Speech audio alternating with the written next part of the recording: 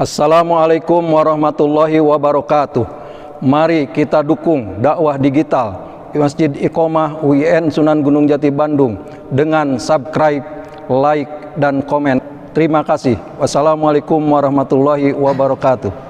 Bismillahirrahmanirrahim. Assalamualaikum warahmatullahi wabarakatuh. Bismillah, walhamdulillah, wassalatu wassalamu ala rasulillah wa ala alihi wa sahbihi wa mawalah. La haula wa la quwata illa billah wa ba'du. Wa qala Allah ta'ala fi kitabihil karim, a'udzu billahi minasyaitonir rajim. Bismillahirrahmanirrahim. Ya ayyuhalladzina amanu kutiba alaikumus syamu kama kutiba alal ladzina min qablikum la'allakum tattaqun. Wa qala nabiyyu sallallahu alaihi wasallam, rubba shaimin hadduhu min siyamihi illa al-juwal atsh. Hanya kepada Allah kita pantas panjatkan puja-puji serta syukur.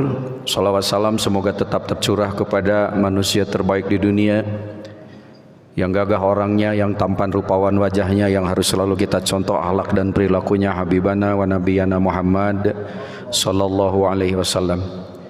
Jamaah rahimakumullah, ayat yang sering kita dengar ketika menjelang bulan Ramadan dan di awal bulan Ramadan, Al-Quran surat 2 ayat 183 tadi, menurut umumnya mufassir ada makna ijtimai dan ada makna fardiyah, ada makna ijtimaiyah dan makna fardiyah.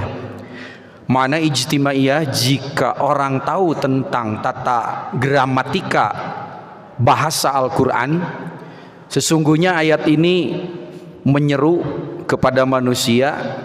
Dengan kata ya ayyuha saja itu sudah menggambarkan nilai penting dari ayat ini. Karena kata ya ayyuha dia menggunakan huruf nida atau huruf yang sering dipakai untuk memanggil. Menurut para ahli gramatika ada 14 huruf yang dipakai ketika dipakai memanggil. Tetapi yang ke-14 itu terwakili dengan kalimat atau kata panggilan huruf ya gitu. Karena ada a, ada ayya dan seterusnya dan seterusnya. Tetapi yang 13 itu terwakili oleh kalimat ya gitu. Nah, ketika ya ini dirangkai dengan ayu dan juga ha, maka tentu saja Al-Quran tidak menyia-nyiakan maknanya. Karena itu menurut makna ijtimai umumnya, ya ini menggambarkan huruf memanggil yang dia memiliki sifat universal. Disebut universal karena dia tidak melihat segmentasi usia, segmentasi gender, segmentasi bangsa. Maka ketika dipanggil ya, yang 13 makna itu terangkum di situ. Karena itu ya itu memanggil, misalnya tidak segmentasi gender. Artinya siapapun laki-laki atau perempuan ketika dipanggil dengan huruf ini, dia terkena oleh panggilan huruf ini. Yang kedua, tidak ada segmentasi strata sosial. Sugan ya teh ari kamenak mah laku, ari kacacah mah henteu, enggak. Pokoknya ketika ya yang dipakai itu semua kena gitu. Ya, itu asalnya. Sehingga ketika yang digunakan adalah ya, luar biasa. Ini panggilannya kepada semua manusia tanpa segmentasi gender, tanpa segmentasi ekonomi, pendidikan dan lain-lain, terkena oleh panggilan ketika digunakan huruf ini. Yang kedua, ayu itu adalah litaukid, untuk menguatkan bahwa panggilan ini betul-betul memiliki tingkat penguatan tentang isinya yang sangat luar biasa. Dan ha adalah litanbih, untuk mengingatkan bahwa panggilan ini begitu penting. Setelah itu disambung dengan alladzina. Alladzina ini isi mausul yang sambungannya itu tidak ada jeda. Dengan demikian ketika panggilan ini kena lalu kemudian diserukan menyangkut semua orang yang dipanggil tanpa segmentasi usia, pendidikan, ekonomi, agama, sebetulnya bangsa dan lain-lain, maka terkena. Siapakah alladzina? Alladzina ini isi mausul yang tidak ada jedanya, hanya spesifikasinya terlihat ketika ada kata amanu. Ketika amanu, maka yang dipanggil itu memiliki syarat mutlak. Apa? Iman. Nah makanya ketika orang yang punya iman, dia pasti terpanggil dengan ayat ini. Tapi ketika tidak ada imannya, dia tidak merasa terpanggil. Ketika imannya sedikit, terpanggilnya juga sedikit. Itu penggunaan kata ya ayyuhalladzina amanu, sehingga amanu menjadi syarat mutlak untuk terkena oleh khitab ini.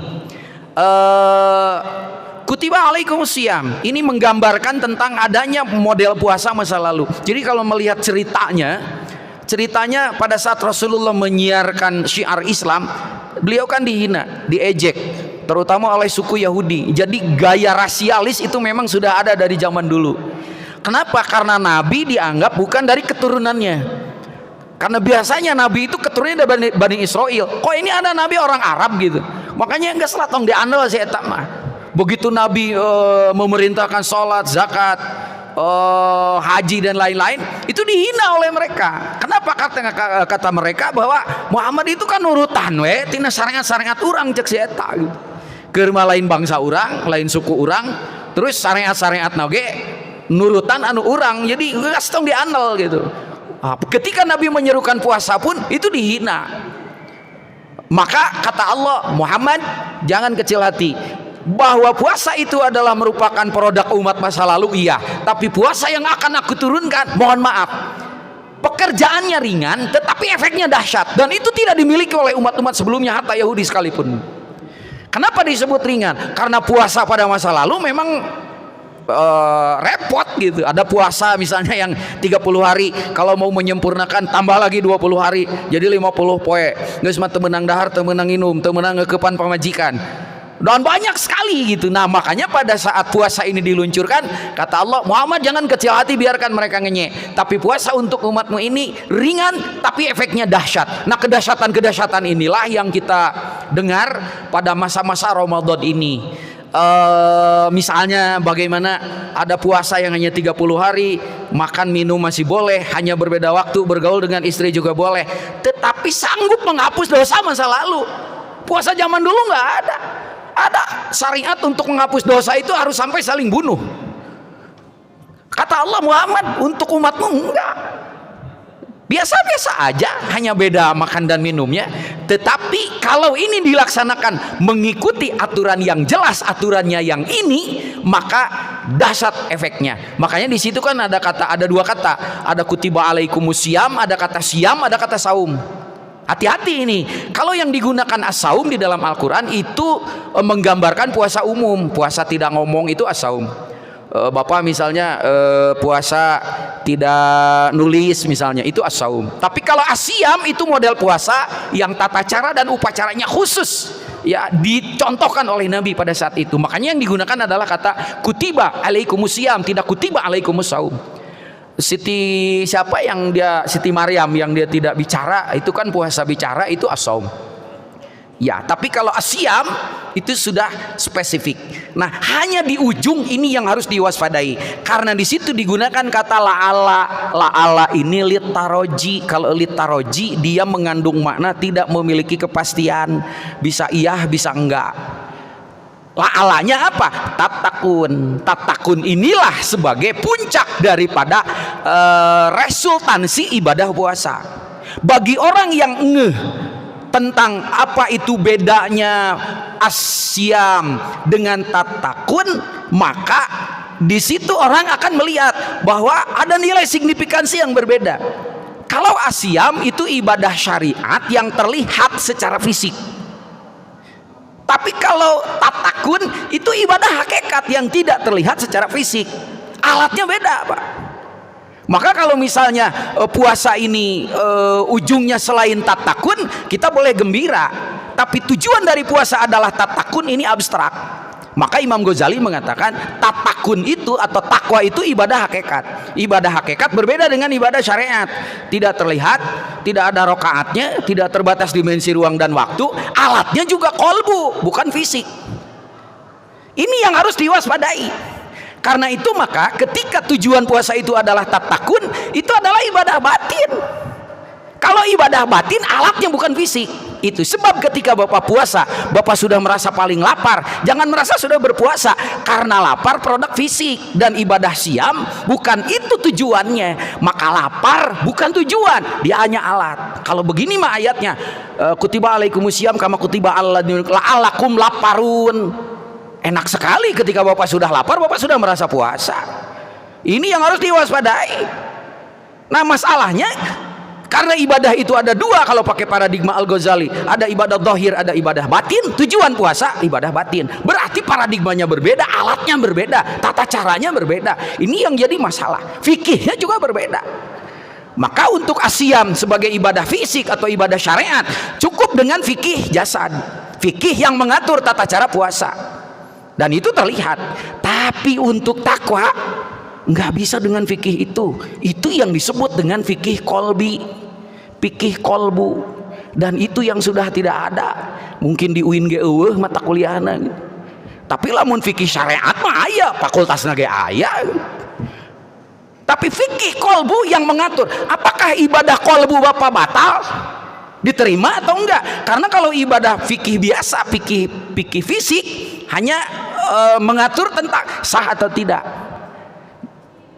rukunnya terpenuhi atau tidak. Tapi kalau fikih kolbu, mohon maaf, ibadah Bapak diterima atau tidak, itu yang jadi masalah. Karena nanti ada yang secara fikih jasad jadi sah, tapi secara fikih kolbu ditolak di mata Allah. Apa contohnya? Puasa. Nabi mengatakan, rubba so'imin hadduhu min siyamihi ilal juwal atsh. Banyak orang yang berpuasa berarti jadi secara fikih jasad, tetapi dia hanya mendapatkan lapar dan dahaga. Berbeda dengan hadis yang menyatakan man soma ramadhana imanan wahtisaban ghufirallahu ma taqaddama min dzanbik. Dosa itu urusan kolbu, karena dosa tidak bisa dibersihkan hanya dengan wudhu. Kolbu yang mengatur, fikih kolbu. Pertanyaannya, tahu nggak Bapak bagaimana bahwa dosa yang ada di kolbu sudah terhapus, mau pakai fikih mana? Ini yang menyedihkan di antara kita, karena kita tenggelam dengan fikih jasad yang sedemikian rupa ikhtilafnya, tetapi fikih kolbu yang menentukan ibadah Bapak diterima atau tidak, itu sudah tidak ada kajiannya. Meureun mata kuliah nageting sabaraha hiji. Sedangkan yang bisa menghadap Allah bukan jasad Bapak. Sampai Bapak mati puasa, jasad Bapak tidak akan sampai kepada Allah. Sampai Bapak gepeng mastaka tepikeun ka beulah hayang salat diterima ku Allah, jasad Bapak tidak akan nyampe. Kenapa? Yaumul la yanfa'u malu wala banun illa man atallaha biqalbin salim. Catat itu. Yang sanggup menghadap dan sampai kepada Allah hanya kolbu. Fikih kolbu sudah tidak ada. Itu sebab maka puasa kita jangan kaget kalau setelah puasa kembali lagi seperti itu. Banyak orang yang membaca Quran tapi Quran melaknatnya karena fikih kolbunya sudah tidak ada. Saya menyebut fikih kolbu agar menggugah semuanya bahwa masalah ini sudah diabaikan. Padahal tujuan dari ibadah adalah takwa. Takwa itu ibadah batin. Yang mengurus batinmu fikih apa? Karena sampai sekarang tidak ada. Apalagi kalau dikatakan begini, barang siapa yang berpuasa karena iman dan karena ihtisab, maka dosanya dihapus oleh Allah. Berarti ada satu software yang ketika puasa itu berdasarkan iman dan itu dijalankan SOP-nya, dosa masa lalunya terhapus. Pertanyaannya, kalau sekarang iman bisa muncul dari mana itu? Karena iman itu adalah akibat. Iman itu akibat. Akibat apa? Tafakuran we. Kalau iman sebagai akibat, atuh tong didedetkeun kudu iman, cari sebabnya. Karena ketika sebab ini ada, baru iman muncul. Sementara kita kebalik, orang disuruh iman mah akibat, Pak. Kalau saya pakai bahasa sederhana, iman itu percaya itu ada karena apa? Jawabannya sederhana, Bapak percaya kepada seseorang karena tahu tentang seseorang. Bapak menitipkan kunci brankas yang isinya uangnya miliaran, dititipkan kepada seseorang. Pertanyaannya, kenapa Bapak menitipkannya? Karena saya tahu orang itu, makanya saya percaya. Sekarang kita ganti bahasa dengan bahasa teologi. Tahu itu apa, percaya itu apa? Percaya itu ada karena tahu. Percaya teh iman, tahu teh marifat. Berarti iman teh ada karena marifat. Tanam dulu marifatnya, iman baru keluar.